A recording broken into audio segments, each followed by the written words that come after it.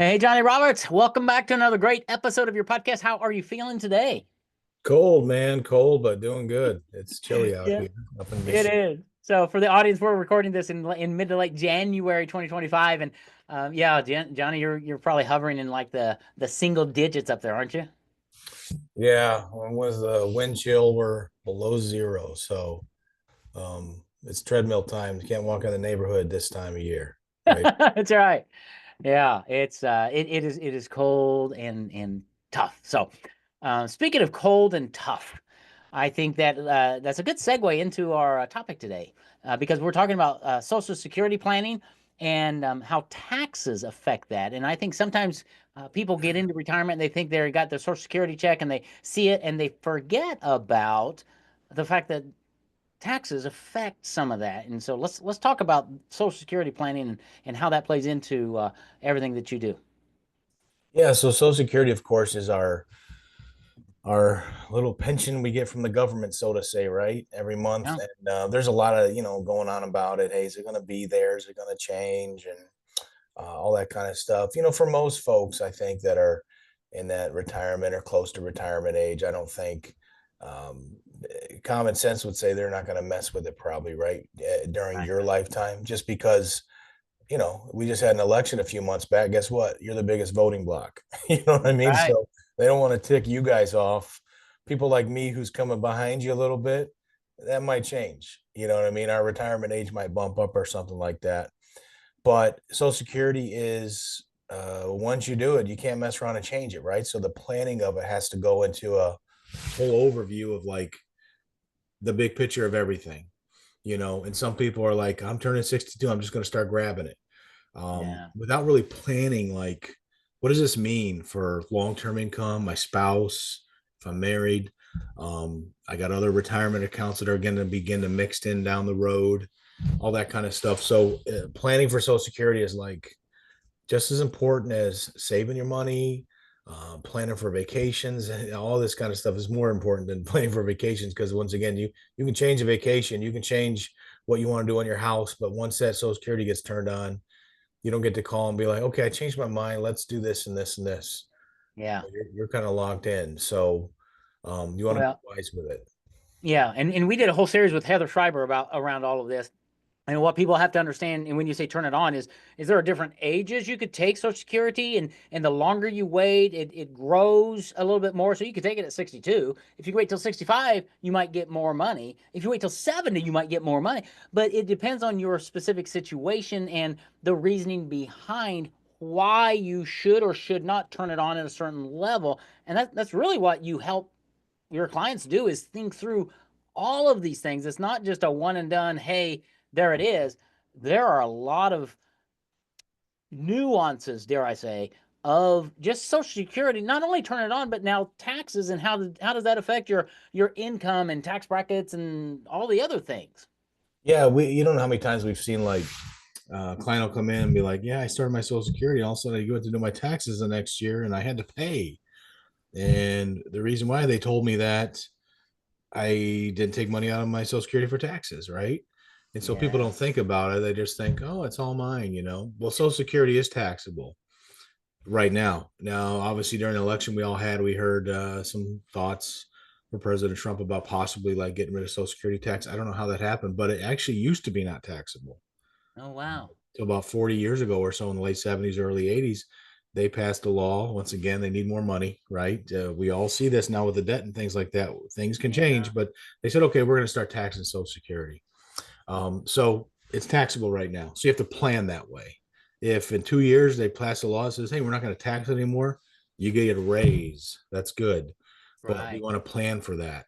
And Social Security is taxable based on what's called a combined income ratio.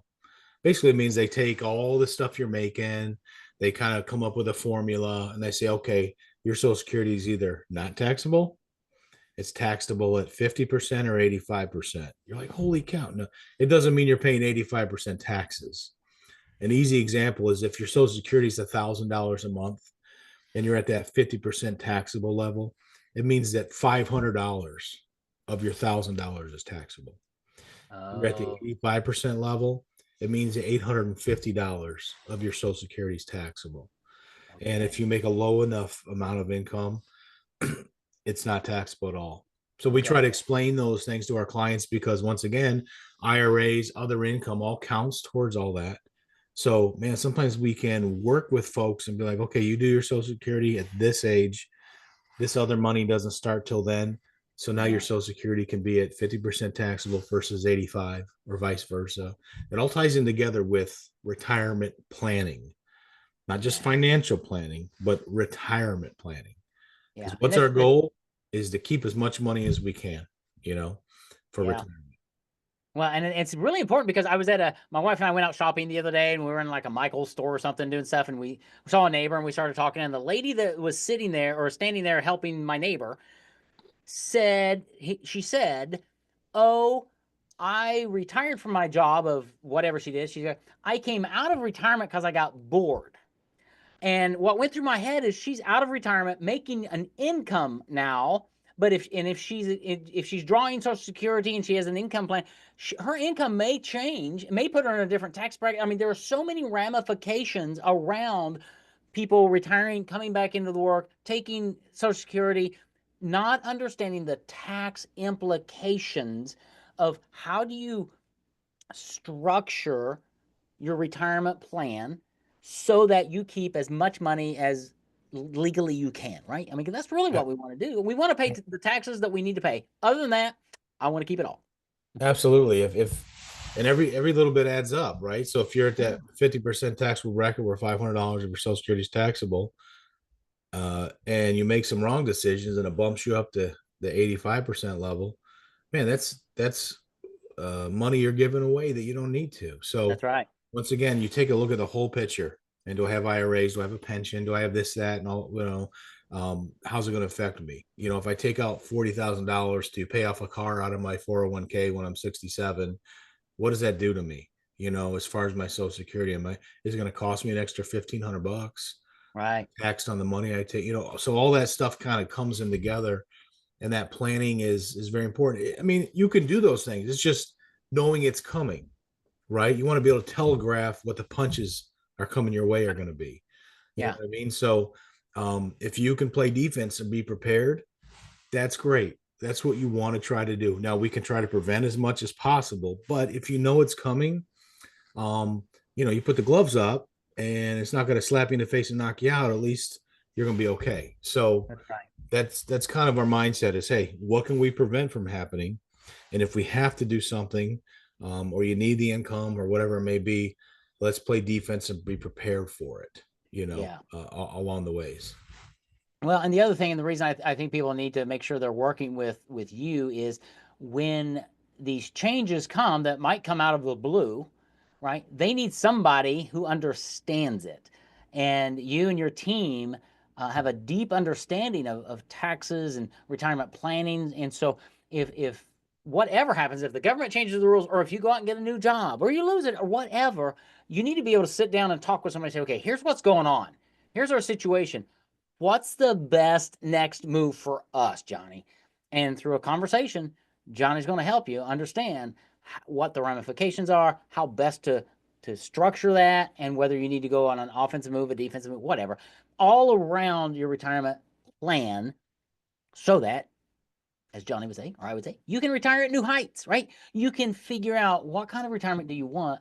And regardless of what the economy's doing, regardless of what winds blow, whether they're a minus 30-degree wind chill wind or a tropical breeze on your retirement, it's okay because you've got the guaranteed income that Johnny talks about. You've got the stability of Social Security, and you've got an expert and his team who are working with you through this. So, is that a fair summary? Yeah, I think once again we try to look at it's a puzzle. Your retirement's a puzzle, and we want to make sure all the pieces fit in place the best we can, right? And everyone's puzzle looks different. Yeah. So you go to a store to buy puzzles, man. There's like 50 different kinds. Well, that's Yeah. kind of how retirement is for everybody, So our goal with our team, man, like you said, we partner with, Heather really helps with our tax planning and social security planning and all that. We just actually brought on a partnership with a local accountant that is an accountant Mm, that she does taxes and things like that for our clients. So, and then to mention Medicare and all the other things we do, but we try to be a holistic approach. So um, you can feel comfortable like and get a clear picture like when you put that puzzle together, it's like, okay, this piece does fit here and I have a clear picture of everything. And yeah. that's so important, especially starting out with a social security, because once again on social security, man, do I start it at 62? Do I wait to 65, 67 at full retirement age for most folks now who are born Right. after a 1960 or whatever? So what's the best time for me to turn that? Do I wait even longer Yeah. after full retirement age? So let's do the calculations. Let's figure out, hey, this is going to benefit you the most, income wise, tax wise, all those scenarios. Remember, you want to keep as much as you have um, of your income coming in, and you want to have things that are going to be guaranteed during retirement. So I go to bed on December 31st of 2025. I wake up January 1st of 2026. I know what I'm getting that next year. I know Yep. what my plan. I know what I'm going to get, and that. And there's no worry about a plant closing down. There's no worry about what if I lose my job. Those things are variables that are taken out of the picture. All Yep. these variables you now can control with wisdom, little guidance, and planning.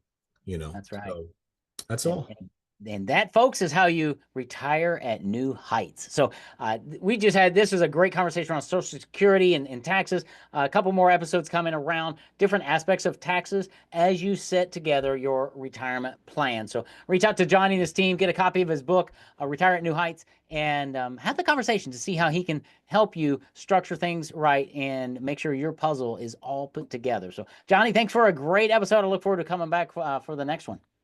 Thanks, Mike. Have a good one, man. Talk to you soon.